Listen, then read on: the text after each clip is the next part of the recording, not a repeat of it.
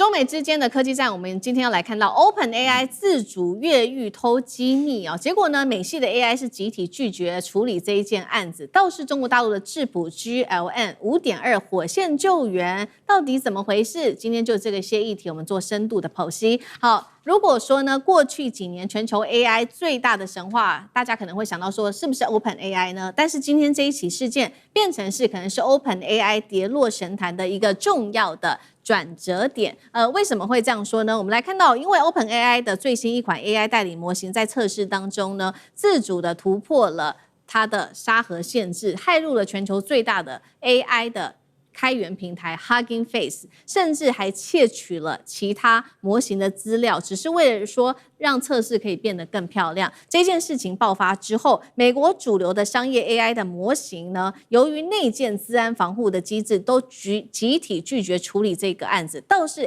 奇怪了，中國大陸的智譜 AI 這個時候跳出來幫忙處理了。好，我們來看到是中國智譜 AI 的這一款GLM 5.2切入了惡意的記錄裡面，數小時內完整的溯源分析，處理了它鎖定的攻擊路線 Hugging Face 的這個攻擊路線，還還原了整體的入侵手法，把這個攻擊的過程都給處理好了。換句話說，美國 AI 闖禍 ，OpenAI 闖禍，自己的 AI 沒有辦案，但是最後靠 AI 中國大陸的部分來收拾殘局，成了這一場資安危機的救火英雄。那賴老師怎麼看？因為美國之前一直不斷強調中國大陸的 AI 有這個資安的風險、安全疑慮等等，賴老師怎麼看？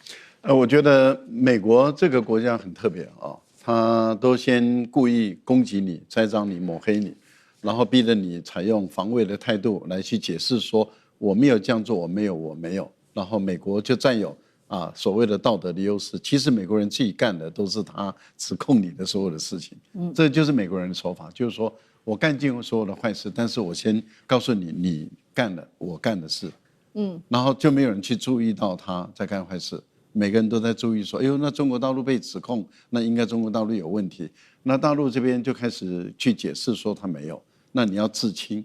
可是自清你已經被抹黑了，自清的效果都是有限的。但是我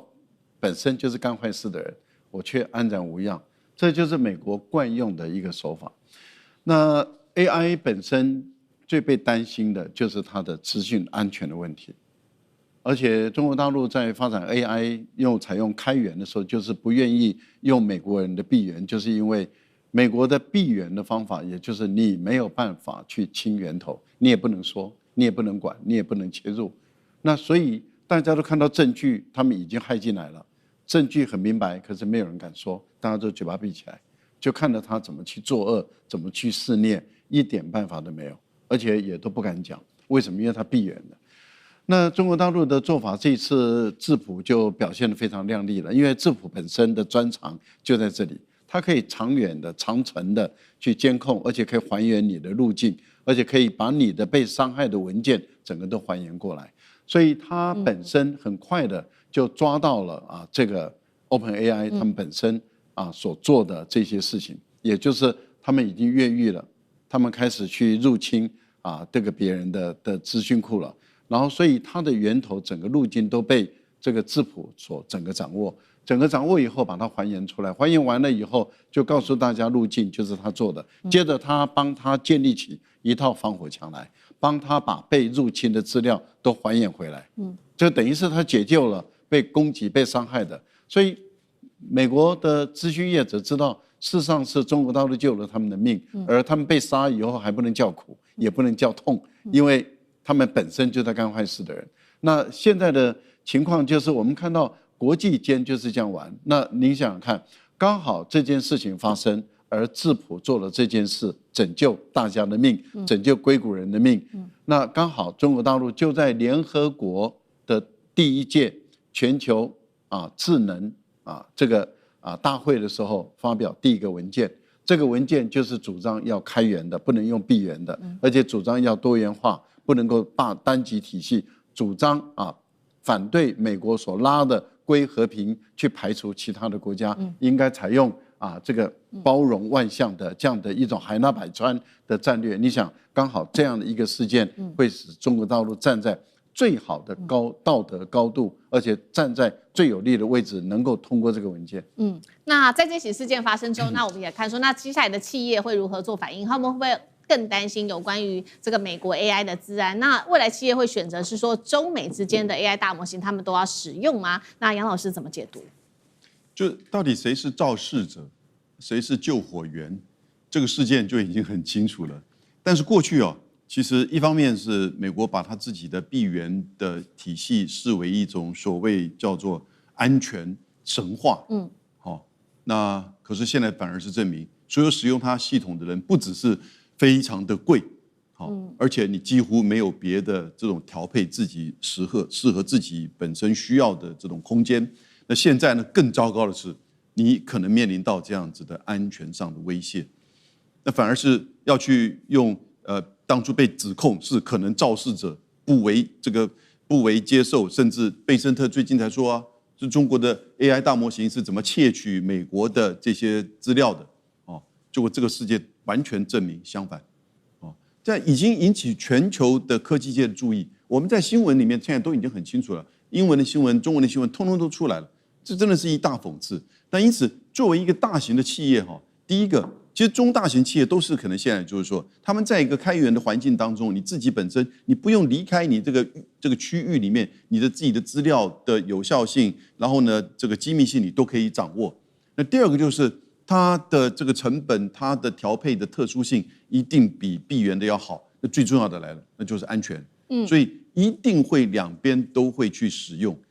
兩邊都會使用。的因素是因為在美國的環境，在西方的環境當中，它還是有這樣一個安全神話的這種 myth。那第二個就是它會有一些政府的要求，你不要忘記美國政府事實上是要求在開始越來越擴大，跟政府跟國防部有關的這些承包商，你不可以使用中國大陸的這些，不管是從製造的商品，甚至到未來的 AI 大模型，他們現在都已經這樣的思考，所以他必須要有這樣子的就是準備。那因此等於是做兩套東西，花2份錢，然後呢，但是最後他發現到要自保的最重要的一個機制，其實可能還是要走開源這條路。所以你就看到很簡單，最近美國的 AI 的這個 API 的提供者叫 OpenRouter，超過50%的美國企業現在已經都轉換使用中國大陸的 AI 大模型了。對，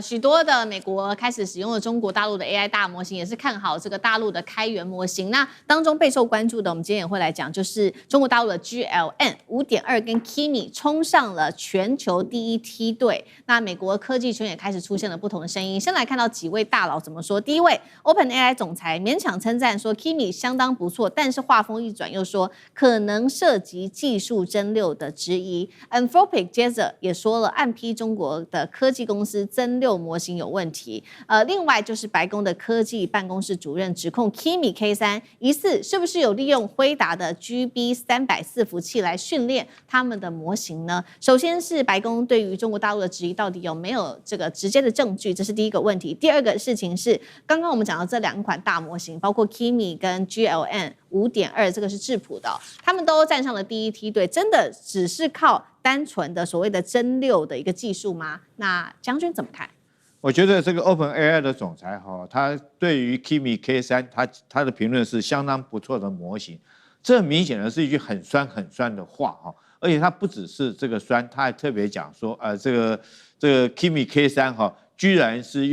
偷用了這個 GB300 NVIDIA 的 GB300 的這個晶片，而且他還說是爭拗他們 OpenAI 的技術。什麼叫爭拗技術呢？就是說他認為說是這個 Kimi K3